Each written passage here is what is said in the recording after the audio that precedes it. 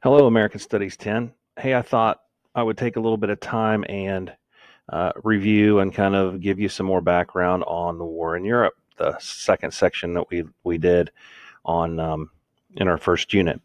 So this whole section is about Germany's domination and their super aggressive policies toward their neighbors in Europe, and there's going to be a question on your standards assessment about this, and I'll be sharing the standards assessment with you later, so you can kind of make those connections. So the first thing Hitler did and the Nazis was they decided to aggressively pursue their neighbors, and since people in Austria speak German, and Hitler was actually born in Braunau, Austria. He wasn't born in Germany, so he thought that all the German-speaking nations should be together. So he pressured the Austrian government into allowing them to be annexed by Germany. That happened in 1938. The next thing that happened was he started threatening the part of Czechoslovakia that touches Germany, called the Sudetenland, and he started pressuring to annex that as well because those people spoke German even though they were in Czechoslovakia. So he's threatening the world that he's going to invade Czechoslovakia, and the West kind of loses their nerve and decides to try to intervene and broker a peace deal. So Britain and France get together and they have a meeting called, well, it ended up being the Munich Agreement or the Munich Pact. The Munich Pact gave Germany the Sudetenland without any shots being fired. So it was a ruse, though. It was a lie, because as soon as the German army entered the Sudetenland several weeks later, they marched on the rest of Czechoslovakia and took it over. So now uh, Austria and Czechoslovakia are in German hands without a shot being fired. We still haven't started World War II. Um, the the debacle at Munich is kind of looked at as one of the best examples of what's called appeasement, or giving in to the demands of a dictator. And that's something that we look back in history and realize we should not do. All right, so Hitler has a bit of a conundrum now because he has potential enemies on both his eastern side and his western side. So he decides to try to protect the eastern side of Germany from attack by brokering a deal called the Non Aggression Pact with the Soviet Union. So the Soviets and Germans now join together and agree to partition Poland and not attack one another. They didn't tell the rest of the world that.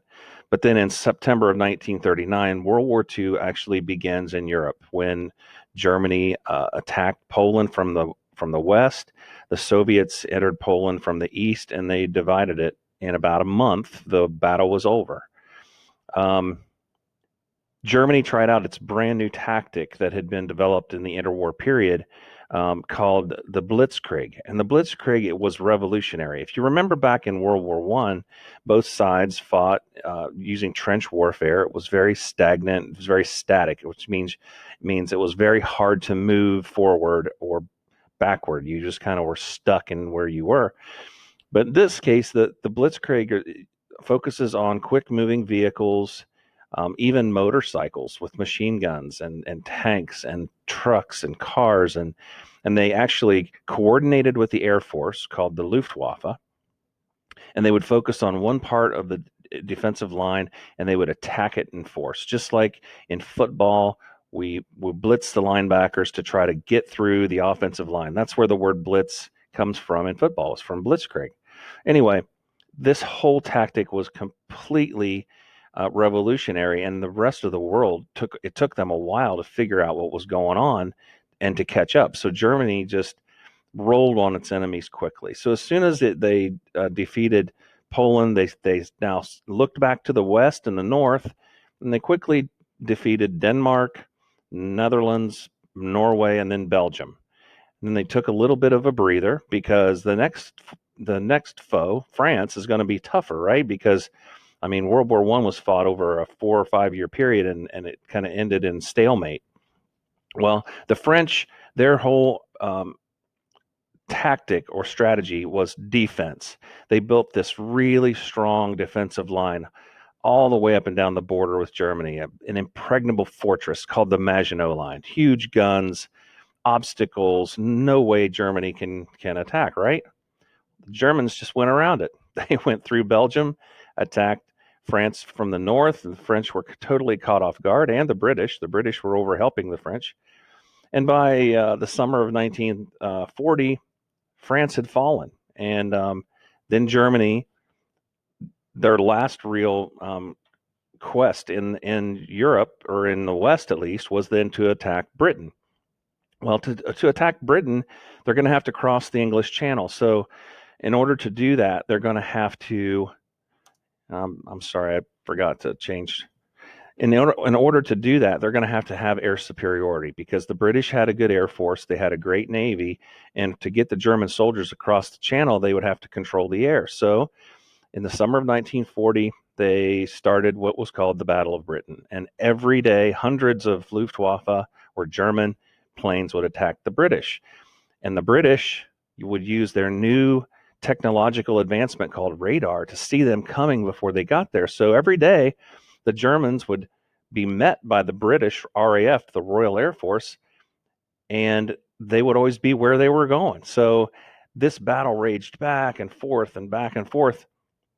And finally, by the late fall of 1940, the Luftwaffe just couldn't sustain any more losses, because their real goal in Europe was to attack the Soviet Union. So Hitler made his first major strategic blunder by giving up on the Battle of Britain, because now that Britain was still in the war, but were not being threatened by Germany, they could attack Germany with their heavy 4-engine bombers day and night and day and night. And then they actually invited the Americans to come join them. So you had two great air forces attacking Germany and their assets throughout Europe, and that was and furthermore, the Americans now are going to have a place to stage and to build up forces to get ready to invade Europe in 1944. So from 42 through 43 into early 44, the Americans were constantly just building up forces to attack from the west. So to give up in the Battle of Britain would prove to be a fatal error for Hitler, but this would conclude this part of the war. And now the Germans are going to stop, and they're going to focus their attack on the east, which was always the prime target, to give Germany more Lebensraum, or living room. They wanted to expand throughout the agricultural regions of the Soviet Union. So anyway, I hope this helps kind of put everything into perspective, and we will talk about the Holocaust next week. And if you have any questions or comments, feel free to contact me. We'll see you later.